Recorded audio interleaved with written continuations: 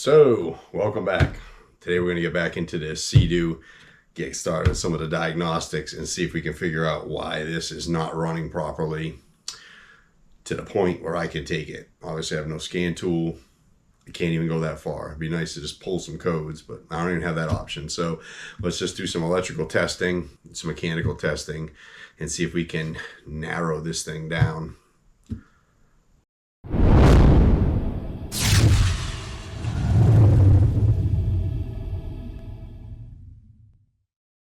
So I put this thing on a trickle charge when I brought it in, and the battery should be fully charged for any kind of tests that we're going to do.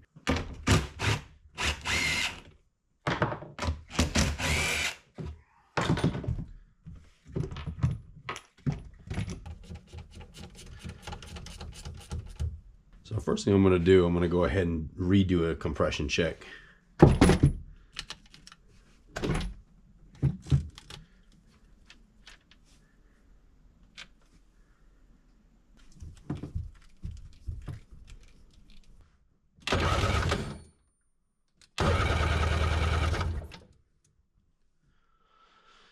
Get up to about 145 psi.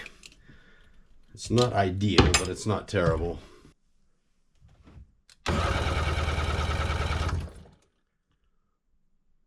About the same, almost 150. That is definitely not our problem. I'm going to go ahead and pull my crankshaft position sensor back out, make sure there's no metal shaving stuck to it. And it looks like it's in really good shape. No issues there. All right, let's go ahead and take a look at our fuel pressure. Now, I got this tester off the old Jungle website. It was like 40 bucks or something like that. And this thing works real good for testing this kind of stuff. Works on cars, jet skis, dirt bikes. Let's go ahead and put our key in.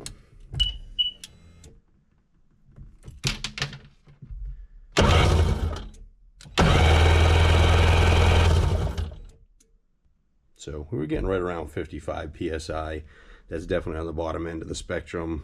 They wanted 55 to 60, but it is still within spec. So we should be okay with our fuel pressure. So a couple things on these you need to keep in mind. The plug for the Rave solenoid is the same plug as the plug for the fuel injectors. So you don't want to switch them up. Make sure you got those in the right place. And also the plug for the TPS and the intake air temperature sensor are also the same and close together. If the wires are routed properly, you should not be able to cross these up. But if they've been pulled apart, there's definitely a chance that that could be the problem. Although in this particular case, they're fine.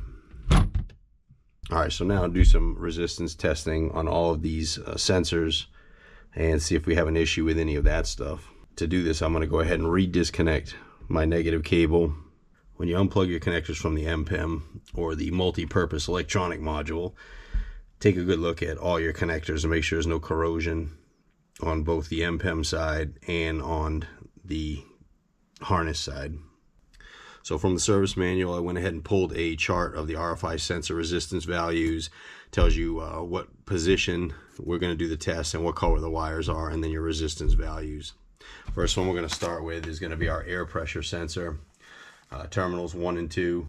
So we're getting 5.672. That is within spec. Next we're going to go between 9 and 2, and it doesn't matter what position you put these in. So we got right around 6,000, 6.056K. So it tells us our air pressure sensor is within spec.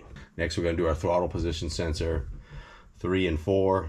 And 2.027 thousand. We are within spec. Next we're going to go between 4 and 11, and this is also for our throttle position sensor. That puts us at 1,177 ohms, and that also is in spec. Now we'll go ahead and test the water temperature sensor resistance, and that's going to be between terminals 5 and 12.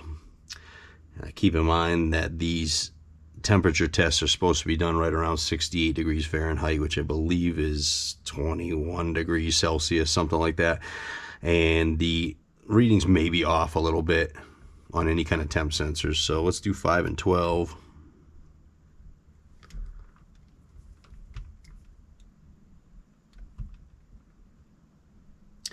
(2097 ohms).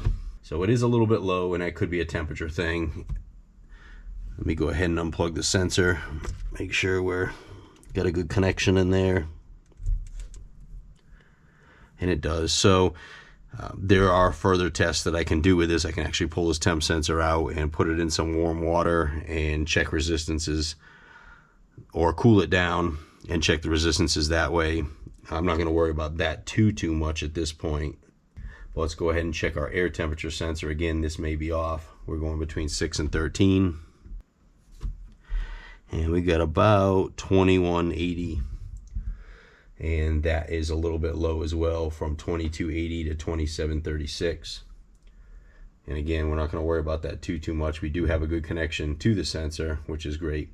So we'll check our crankshaft position sensor. That's going to go between 7 and 14. And we got 917 ohms, looking for 774 to 946. We are in spec there. Next, we're going to check our Rave solenoid, 16 and 23.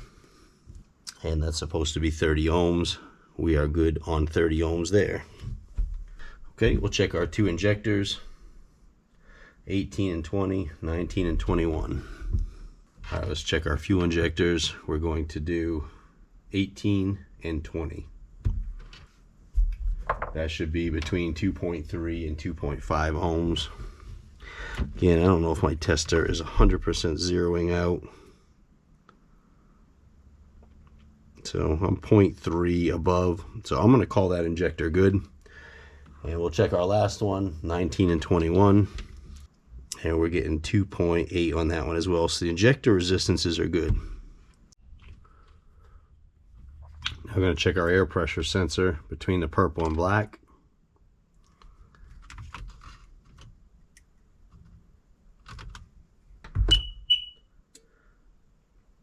And we've got about 4.5 volts, should be right around 5 volts. Next, the throttle position sensor, purple and black, same thing. Should be looking for about the same reading. Yep, about 5 volts. That looks good. Next, we'll pull off our fuel injectors and we'll test across here. And we should be getting about 6 volts on these. About 7.2. Touch high. 7.2. So we are getting voltage.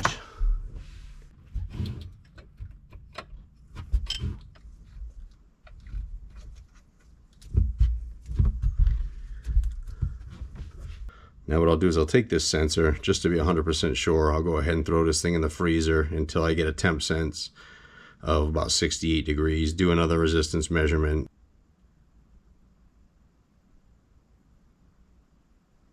All right, when I got the water temp sensor down to 68 degrees, the resistance fell right where it needs to be. So these are not going to be problems. Now, I want to do some more testing on the fuel injection side of this. As far as the fuel injectors, a couple things I want to do is I want to pull them out and I want to flow test them to make sure that they are flowing fuel properly. Also, with these RFI engines, at idle, only the front or mag side cylinder is energized as far as the fuel injector. Just to conserve fuel, they don't have both of them going. So if you're doing like a spray test or anything like that with these injectors out, you will not see the back injector spray whatsoever until you hit more than 3% on your throttle. So if you're doing any kind of electrical testing or anything to the injectors and you find that the rear injector is not firing at idle, well, that's normal. It's supposed to be like that. So now that I got the injectors out and on the desk here, I'll do a more accurate resistance test here. And again, we should be around 2.5, I would say.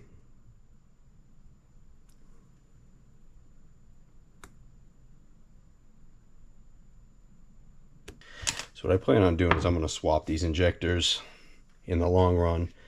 But right now we're just going to do a little bit of a flow test on them. There's a clip that you just kind of push off.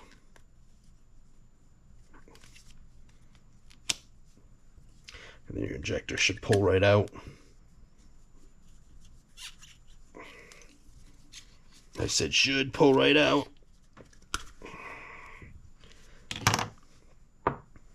So we'll go ahead and use this injector tester. Honestly, the direction of these wires does not matter because it's just a coil that opens and closes a valve. We've got these little plastic pieces here, different sizes. You gotta find the ones that fit your injector. We're gonna do them one at a time anyway. So what we've got here is a module that will just pulse the injectors on and off.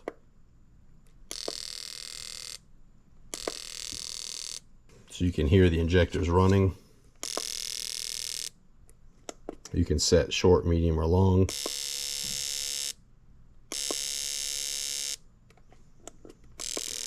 And then 4 would be continuous mode. So we're going to use a little bit of brake clean. You can use carb clean. You want to pull off your spray nozzle. That is going to fit right in the bottom of this. And you got to hold it in there so she doesn't go flying. So I'm going to try to make a little bit of a gasket or something here to see if that will be any better without spraying everything all over the place.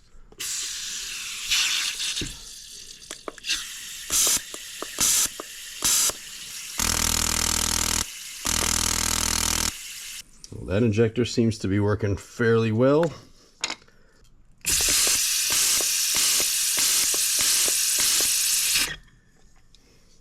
I've never used this before. I've never used this kind of brand before, and I don't know why they don't make this so that it fits the top of the spray can better. It does make a little bit of a mess, but it did what it was supposed to do. It showed me the spray pattern is decent.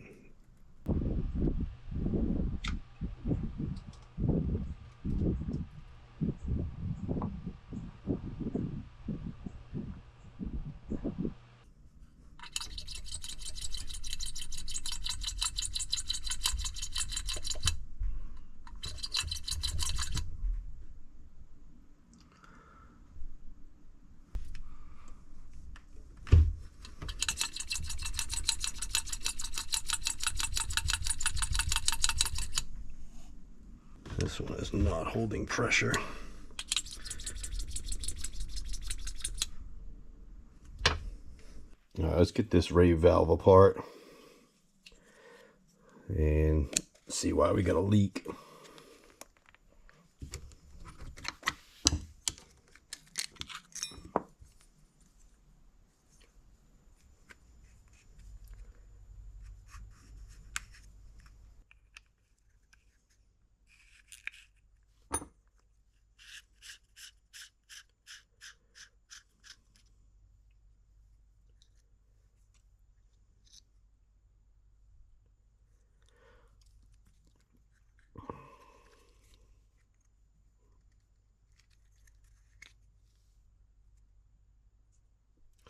Sometimes this bellows here will have a hole in it or something like that. This one looks like it's pretty good.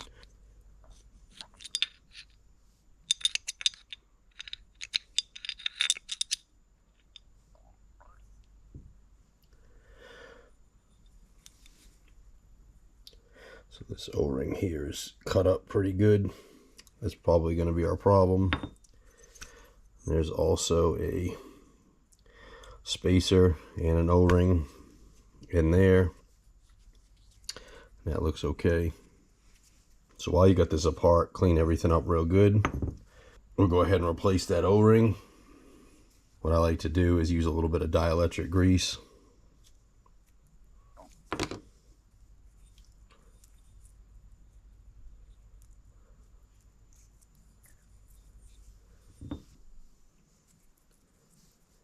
Now your slide's got a slot on it, so it can only go in one way.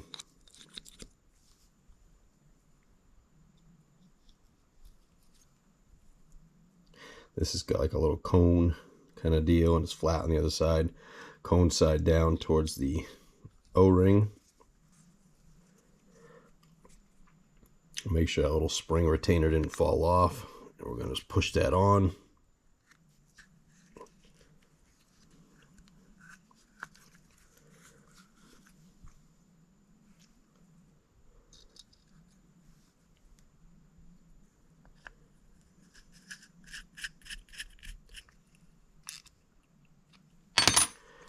And then if you pull down on the slide, it will pop that back in. Then you just have to stretch the spring back over here. The way I do is just put the slide between my knees, and this way I can hold it and stretch that spring back over.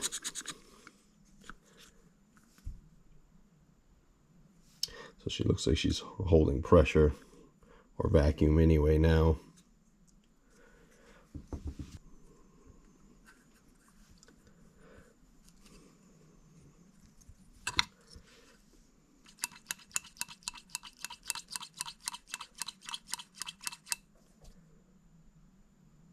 And that fixed our problem.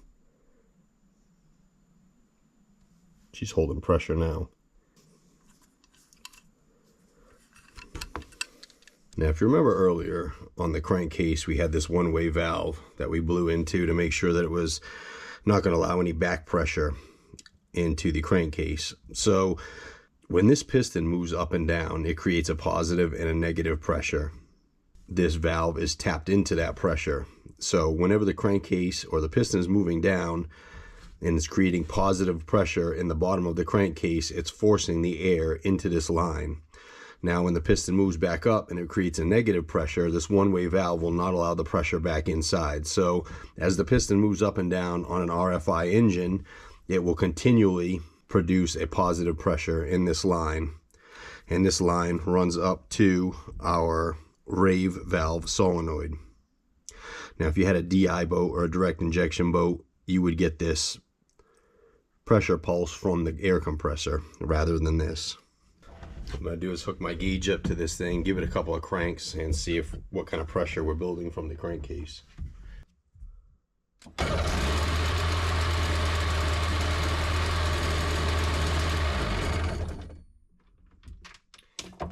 not building any pressure. That's no good.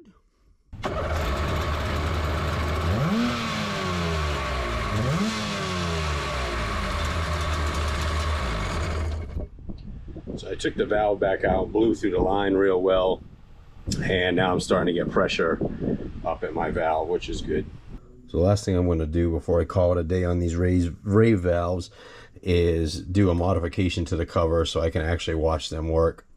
It's a smart idea to do on these, and what we're going to do is just open this up. In other words, drill a hole in here, and so I can see the actual valve if it's working properly. What we'll do with that is just an 1/8 inch drill bit, sort of right in between on the ramp side, which is the side it's going to be facing up, because I said so. Now at this point, we'll just kind of put a unibit in there, and we're going to open this up probably just to maximum.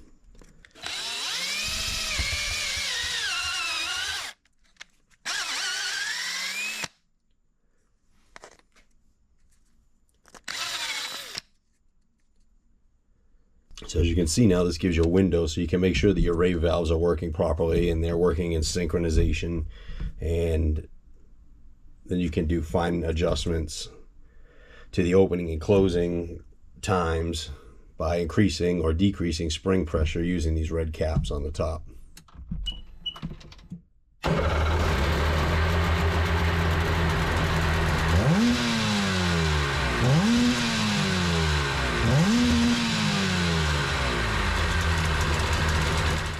Alright, so just running this thing in the shop a little bit. Now I'm already hearing a difference in the way this engine runs. She's taking the gas a lot harder. She's revving up quicker. She sounds good.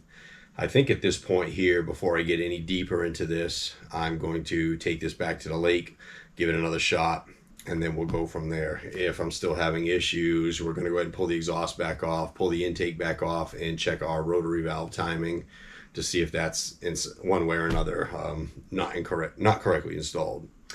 So let's get this thing to the lake and Fingers crossed. Again.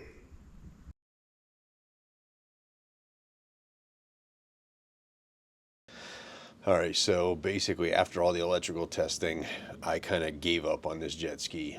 Now here we are about 1.5 years later, and I'm going to get back on it. And what my plan is today is to go ahead and pull this intake back off of here, and I want to take a look at the rotary valve to see if it's timed correctly or if there's just too much of a gap between the cases and the cover and the rotary valve itself.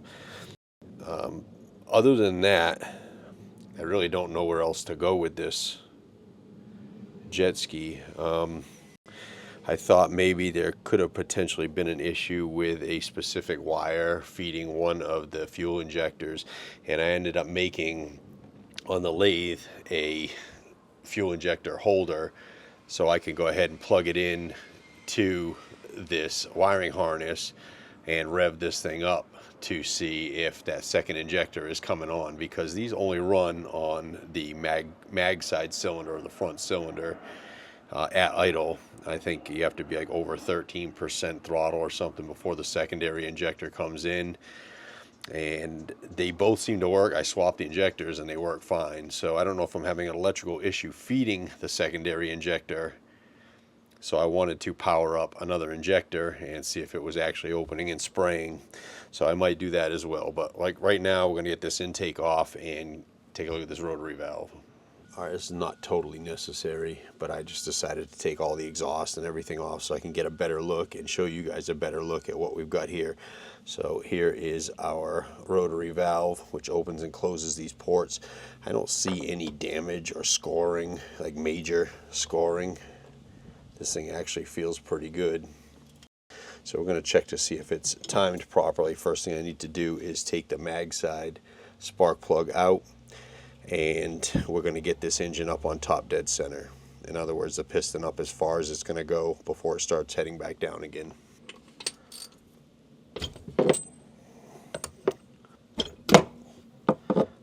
Just going to go ahead and get both plugs out, make it easier to turn.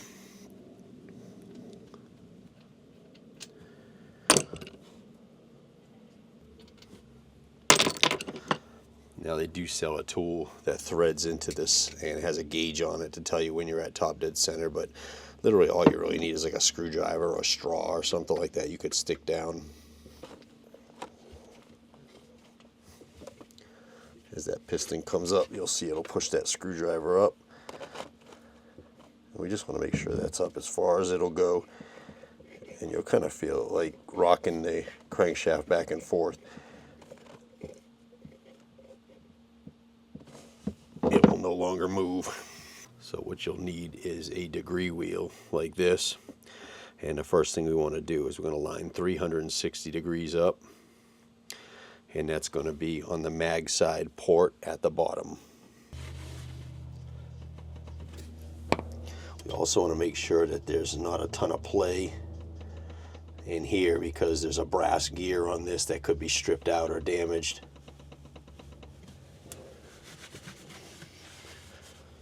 So this might be a little bit difficult to see, but I need to look at the inner scale now, and I'm looking for 147 degrees, and we're going to make a mark on the crankcase at that point. All right, now we're going to rotate this scale. We're going to bring that 360 up to the top of the mag side port without turning the crankshaft. Now going back to the outer scale, we're going to be looking for 65 degrees, and we're going to mark the crankcase at that position.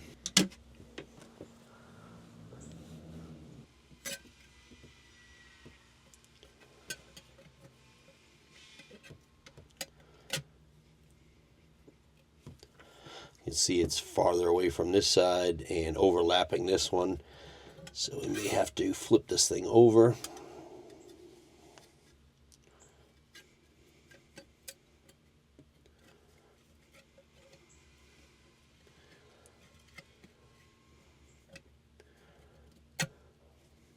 There we go, it's pretty much touching that one.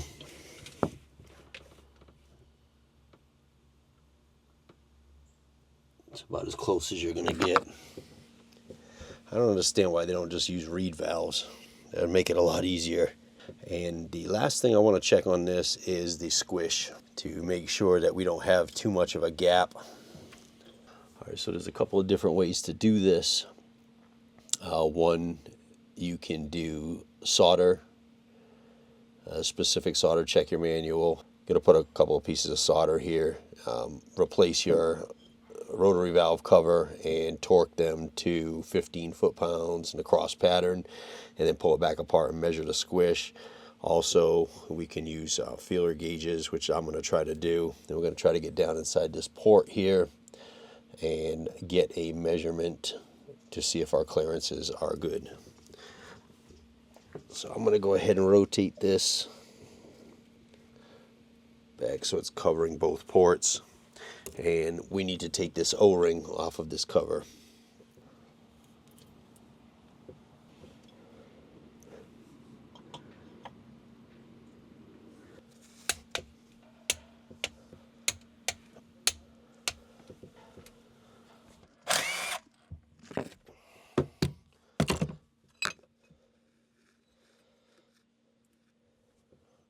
There's no way I'm going to be able to get down in there to show you, but they're wanting a 0.25 to 0.35 millimeter clearance.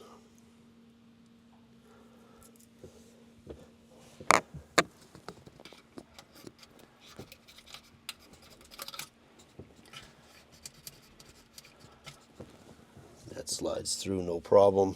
I'm going to rotate the rotary valve to the top and measure up there as well.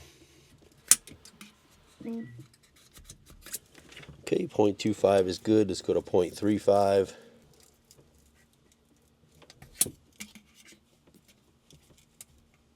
Oh, and that does not want to go in.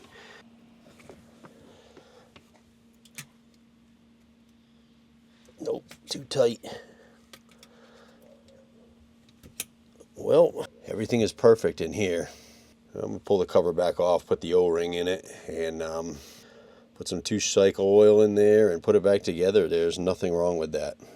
Alright, so it literally doesn't sound any better.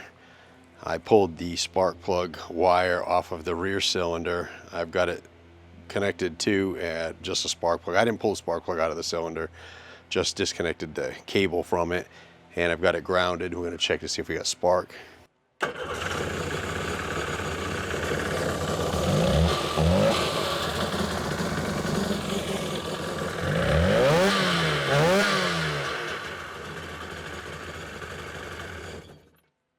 I got plenty of spark there. I don't know if you can see it. And this thing sounds exactly the same whether I got the spark plug disconnected or not.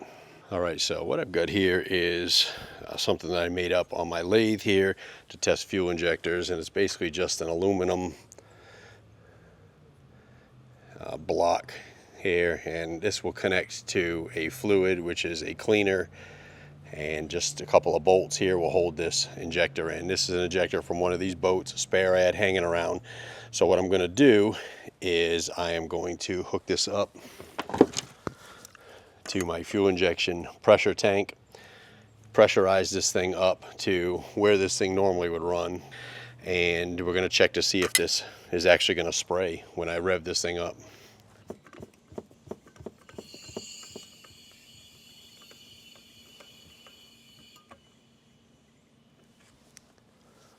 All right, I got the injector hooked up to the liquid.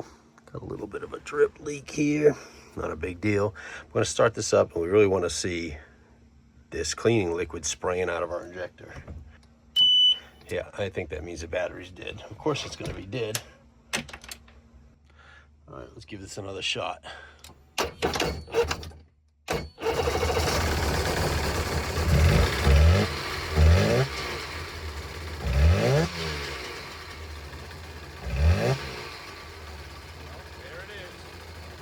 All right, so I went to my manual, printed out my schematic, my wiring schematic here, and we're looking at fuel injector number 2. Sorry about the shadowing. Here we got a black with green and a green with purple, and what we're going to do is, or what I've done already, I should say, is check for continuity, which means a connection between here and where it tells you on your electrical box. So this is for this one here, and we're going to look at wires 21 and 19. As soon as I looked at 21, I think I found my problem. So I pulled number 4 out of the box here, which is the one down on the bottom, and on the back of this it has all the wire numbers. And if we look at 21, I don't know how close we're going to be able to get to this, but if you look at 23, there's nothing in 22, and then 21 is the black with green. And as you can see, I'm sure you can see, that wire is not even in that connector, and therefore it's not making a connection with the MPEM. And I think that might be the problem. I'm not going to get too excited, but I'm pretty sure that's going to be our issue. And I'm going to go ahead and check the other one as well. And that other one is 419. And I don't see any issue with that. So it's that black wire right there is not pushed in all the way. So let me go ahead and take care of that and see if this makes a difference.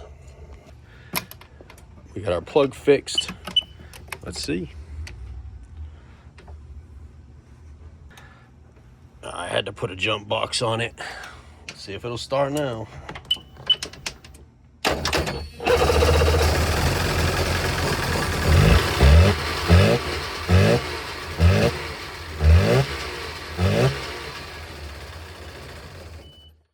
Now I'm looking down inside this connector, and it's the third one over.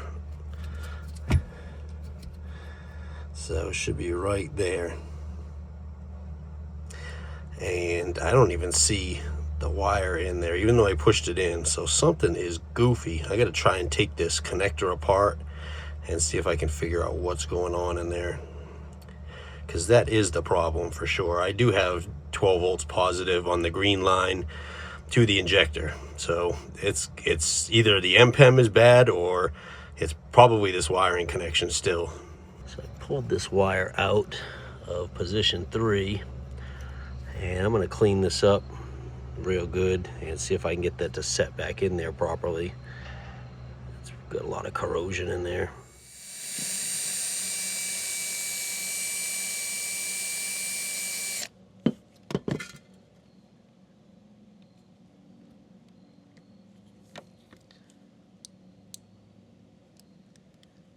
All right, I got it stuffed all the way up in there now. Let's try this again. All right, 400th time is a charm.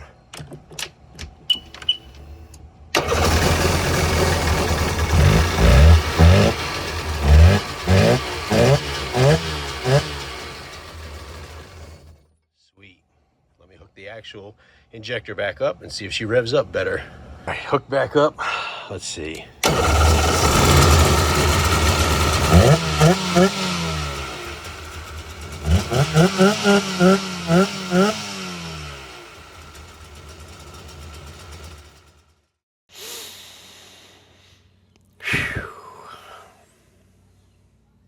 All right, let me show you where we're at now.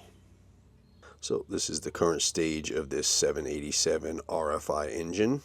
And the reason for this is after I got it running, hooked it up to the hose, I noticed a pretty dramatic water leak.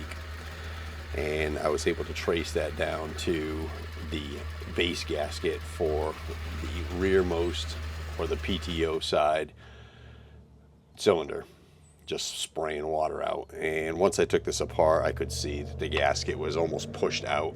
Whoever installed it originally when they did this rebuild, they just didn't make sure it was in there correctly. So little extra work we have to do here. So I'm gonna go ahead and get these gaskets put in here and get this top end rebuilt. This isn't really an engine building video, so I'll get that done, and then we're going to get this thing out to the lake and get it tested to make sure that it's running properly.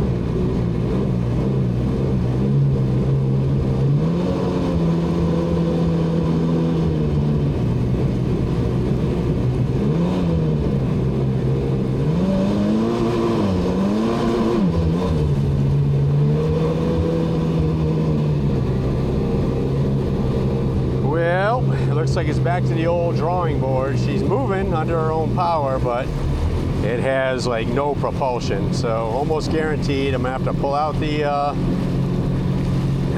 the wear sleeve is gone on this thing.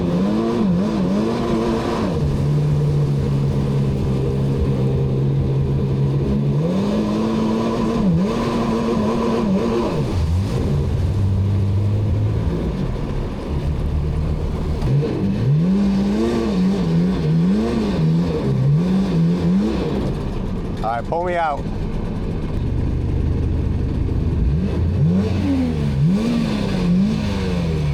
Okay.